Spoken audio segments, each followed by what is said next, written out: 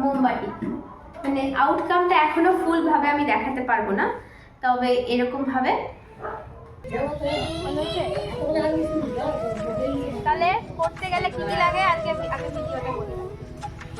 উনান লাগবে, যেটাতে করবো সেটা লাগবে, মোমবাতিকে ধরবার মতো মোম লাগবে, কাপড় লাগবে যেটার মধ্যে আমরা তুলবো সেটা লাগবে, আর তুলি লাগবে। তুলি আপাতত নাই জোগাড়, মানে ঝাঁটার গাছের মধ্যে তুলা গাছ।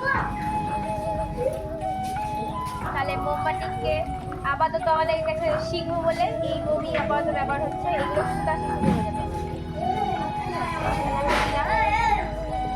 মোমবাতিকে লাগবে, আর লাগবে এটা গদে রাখা।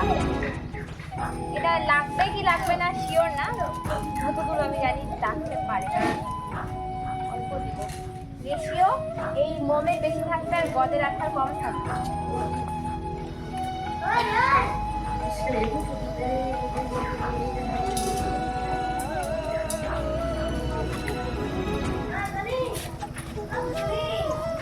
করে আবার জল ছিল না,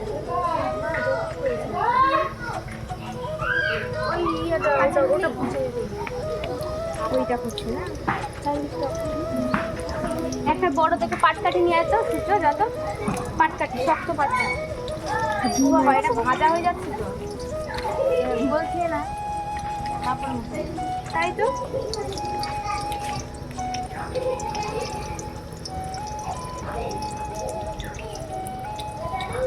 তার মানে এটা ক্যান্সেল করতে হবে রে, এটা দিয়ে লাভ নাই, বন্ধ করছি। হ্যাঁ, আমাদের মোটামুটি ইচ্ছা যেমন এটা সোজা ধরলাম।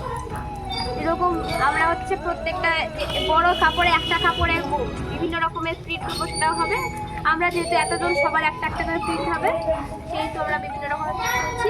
সবচেয়ে সোজাটা আমি তুলি, তারপর ওরা তুলবে। এবার আমি এভাবে ডোবাবো, হাতে যেন গরম না লাগে। এটার মধ্যে যে ফ্লেমটাও ইউজ করতে পারি।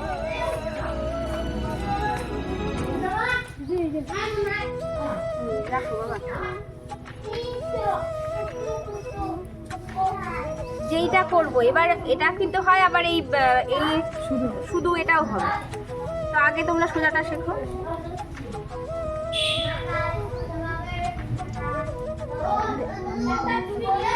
এদিক থেকে এটা ভালো হচ্ছে, দেখছো তুলি ছেদরে যাচ্ছে। এই দেখো রাত করতে কিছু করো।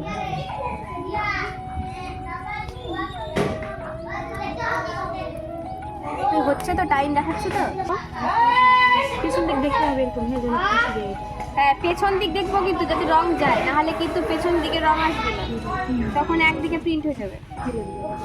মোমবাতিকে কিন্তু অরিজিনাল মোমবাতিকে এভাবে বোঝা যায়। আমরা যা করি সব প্রিন্ট করি, অরিজিনাল খুব কম করি, অনেক দাম।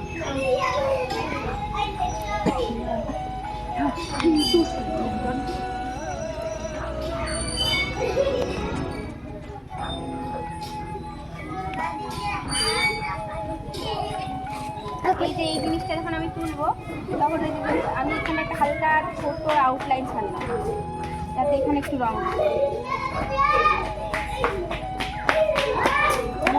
যেখানটায় আমি তুলি দিয়ে রং করবো সেখানে রং ঢুকবে না, মানে এই জায়গাগুলো সাদা থাকবে আর বাকিগুলো রং হবে। তাহলে এটা হয়ে গেল, বাকিগুলো করো। যখন তখন এটা শক্ত হয়ে যাবে, তখন আমি আরেকবার চালাবো। এটা তো করে করে এখানে রাখো, আর সবাই যেন শুকায় জিনিসটা, লটপট না হয়।